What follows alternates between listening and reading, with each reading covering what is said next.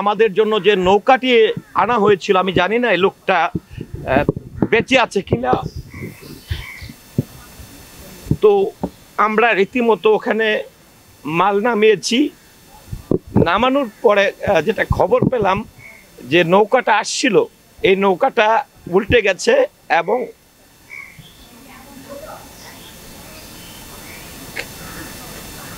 দুইজন মানুষ নিখোঁজ হয়েছে। তার সবচেয়ে বিপর্যস্ত অবস্থা এবং লজ্জায় পড়ে গেছিলাম যে ত্রাণ দিতে, কারণ অনেকেরই আমরা সামাজিক যোগাযোগ মাধ্যমে ছবি দেখছি যারা খুব হাসি খুশি মনে ভ্যানে হোক বা ত্রাণ হাতে তুলে দিচ্ছে, খুবই হাসি খুশি মনে দেখ। কিন্তু আমি যেটি হচ্ছে যে আমি পরাস্ত হয়ে গেছি যখন আমি ত্রাণ দিতে গেলাম। একটা মসজিদ, এটা হচ্ছে বুড়িচং, কুমিল্লা বুড়িচং উপজেলার একটা মসজিদে যখন আমি ত্রাণ দিতে গেলাম, সেখানে 156টা পরিবার ছিল। 156টা পরিবারের মধ্যে মনে হয়েছে যে 135টা পরিবারকে আমার অনেকটা জোর করে তাদেরকে ত্রাণ দিতে হয়ে, কারণ তাদের চেহারার দিকে যখন তাকালাম তখন মনে হয়েছে যে তারা আমাদের চেয়েও রিচ। আজকে আমরা যারা ত্রাণ নিয়ে যাচ্ছি তাদের চেয়েও তারাও একটা সময় হয়তোবা বিভিন্ন গ্রামের বা বিভিন্ন জায়গার প্রভাবশালী যারা নিজেরাই হয়তোবা শত শত মানুষকে দান করতো, আজকে তাদের হাতে আমরা অল্প কিছু খাবার তুলে দিচ্ছি। এটা অনেক দুঃখজনক একটা বিষয়। আর আরেকটা বিষয় হচ্ছে যে খাবার পর্যাপ্ত পরিমাণের যাচ্ছে কিন্তু খাবার সঠিকভাবে ইউটিলাইজ হচ্ছে না। যেটা আমি যদি বলতে চাই, আমি যখন আমি তো আখাউড়া দিয়ে ঢুকেছি, কারণ এর আগে থেকে দেখতেছিলাম যে ফেনী, নোয়াখালী এই সকল জায়গায় আমাদের যে ঢাকা টু চট্টগ্রাম হাইওয়ে রুটটি রয়েছে সেখানে কিন্তু অনেকটা জলাবদ্ধতার কারণে রাস্তাঘাট বন্ধ ছিল, যে কারণে সঠিকভাবে কিন্তু এই ত্রাণ কিন্তু পৌঁছাচ্ছিল না। আবার আমি যেরকমটা 3 দিন 4 দিনের জন্য যাই, আমার সঙ্গে কিন্তু প্রথম দিন যিনি জয়েন করেছিল নানাশা, আমাদের বাংলাদেশ চলচ্চিত্র শিল্পী সমিতির কার্যনির্বাহী সদস্য, আমার সঙ্গে ইমরান, তারপরে আমার আরেক ছোট ভাই সেলিম সাকিব, তারা ছিল। আমরা পর্যবেক্ষণে যেটা আমরা লক্ষ্য করেছি যে আসলে ফেনী, নোয়াখালী এই সকল জায়গাগুলোতে প্রচুর পরিমাণের দেখা গেছে উদ্ধার কাজের জন্য যে নৌকার দরকার বা এখানে স্পিড বোটের দরকার সেগুলো নেই, যার পরিপ্রেক্ষিতে রাস্তায় কিন্তু অনেক ত্রাণের গাড়ি কিন্তু বন্দী ছিল। তারপরে আমরা একটা ডিসিশন নিই যে আসলে কোন দিকে যাব। তখন আমি একটু জানতে পারি যে কুমিল্লার লাস্ট বর্ডার অর্থাৎ যেটা বুড়িচং, যেটি কসবা দিয়ে আখাউড়া দিয়ে আমরা প্রবেশ করি। এবং প্রথম দিন যখন যাই সেদিনকার একটা গল্প যদি বলি, আমরা বুড়িচং যে উপজেলা রয়েছে, উপজেলায় ঠিক রাত 8টায় যখন পৌঁছাই, সেখানে আমাদের সঙ্গে মহৎ একজন মানুষের দেখা হয়। তিনি রেড ক্রিসেন্টে কাজ করতেন, বাংলাদেশ স্কাউটের সঙ্গে কাজ করতেন। সে আমাদেরকে একটি তথ্য দিল এবং যেটি হচ্ছে যে খাবার সবই রাস্তার চারপাশে দিয়ে দেওয়া হচ্ছে, সঠিক জায়গায় পৌঁছাচ্ছে না। অর্থাৎ বুড়িচং, আপনারা জানেন যে বাংলাদেশ ভারতের যে রেল লাইনটি গেছে তার ঠিক পূর্ব পাশে, পশ্চিম পাশটা একদমই প্লাবিত হয়ে গেছে।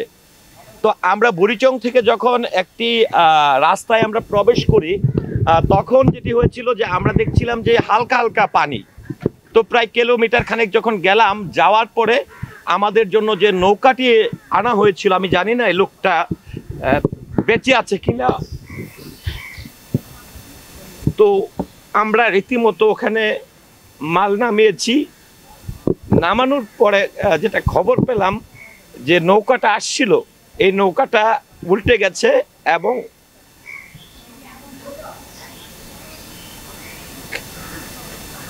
দুইজন মানুষ নিখোঁজ হয়েছে। তারপর আমরা সিদ্ধান্ত নিলাম আমরা কি করব। আপনারা নিশ্চয়ই আমার সামাজিক যোগাযোগ মাধ্যমে দেখেছেন, রাতের বেলা আমরা রাস্তার চারপাশে লোকজনকে সাবধান করে দিয়ে পাশাপাশি কিন্তু আমরা ব্যাক করছিলাম কসবার দিকে, যে আপনারা সাবধান হয়ে যান, প্রচুর পানি বেড়ে যাচ্ছে। তো তারপর থেকে আসলে যেই ব্যক্তিটি আমাদেরকে অর্গানাইজ করছিল সেই ব্যক্তিটিকে আদৌ অবধি আমরা ফোনে পাইনি। আর যেই নৌকাটি আসলে আমাদেরকে নিয়ে ত্রাণ কার্যক্রম চালানোর জন্য আসছিল, সেই নৌকার মাঝিদের আজকে পর্যন্ত কিন্তু আমরা তথ্য পাইনি যে আছে না নাই। আমাদেরকে সহযোগিতা করার জন্য কিন্তু মূলত তারা আসছিল। ওকে, তারপর দিন আমরা আসলে বুড়িচং থেকে পরের দিন সিদ্ধান্ত নিয়ে আমাদের যে ত্রাণের যে বিষয়গুলো ছিল, আমি সবচেয়ে বেশি জোর দিয়েছিলাম বাচ্চাদের খাবার আর মেডিসিন।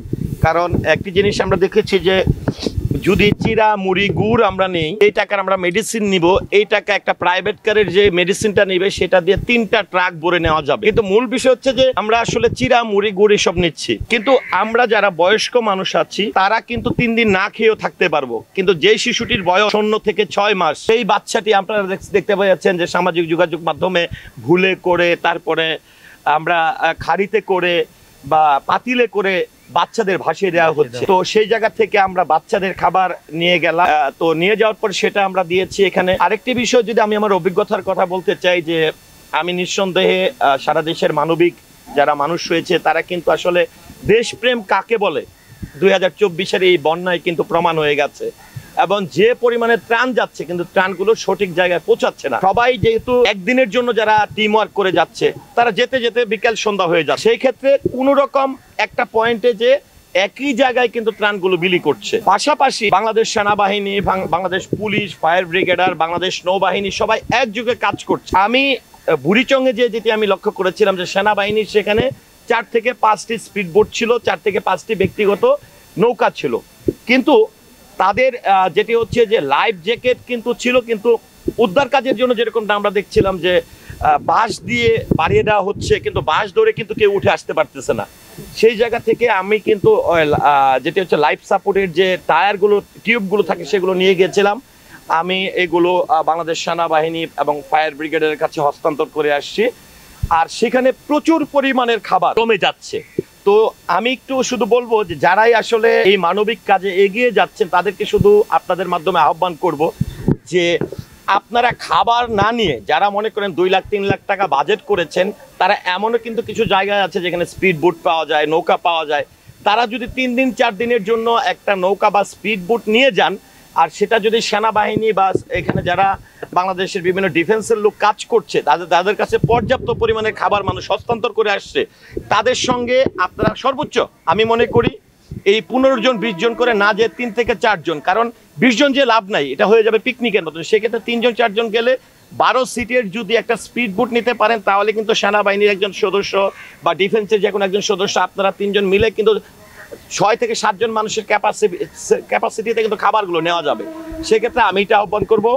আরেকটা বিষয় আমি যেটা আরেকটা মর্মান্তিক যে বিষয়টি ছিল সেটি যেটি আমরা দেখেছিলাম, একটা লাশ। আমাদের এই দেশের ছেলেরা যে কত সাহসী, একটি লাশ এসে আসে, লাশটি অনেক সম্ভবত 2-4 দিন আগে থেকে ভাসছিল, যে কতটা দুঃসাহসিকতা নিয়ে এই লাশটাকে বেঁধে নিজে নেমে পানিতে বেঁধে, এটা কিন্তু সাধারণত কোনো মানুষের পক্ষে সাহসিকতা দেখানো সোটা। এখানে প্রায় আমার মনে হয় 20-22 বছরের একটা ছেলে হবে, সে নিজে যে লাশটাকে পানিতে যে বেঁধে ভুটে করে নিয়ে আসছে এবং বুড়িচং ফায়ার সার্ভিসে নিয়ে আসার পরে আপনারা জানেন যে পানি উঠে যাওয়ার কারণে দাফন করার জায়গা নেই, কিন্তু তারা সেটাকে সংরক্ষিত করে রেখেছে। যেটা আমরা দেখেছি বিভিন্ন করা থাকে সেগুলো দিয়ে রেখে দেওয়া হচ্ছে, সেগুলোর আসলে কোথায় কি হবে আমরা জানি না। তো যাই হোক, আমি আবারও যাচ্ছি ইনশাল্লাহ।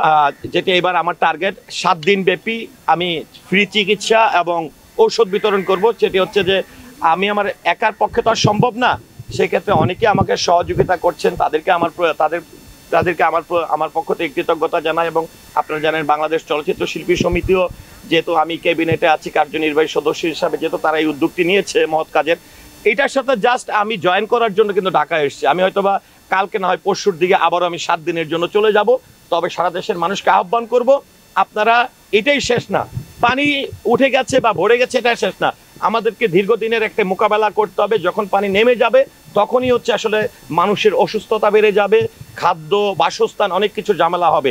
সো আসলে সবাই খাবার না পাঠিয়ে একটা ফান্ডিং করেন পরবর্তী বন্যা মোকাবেলা করার জন্য। ধন্যবাদ সবাইকে।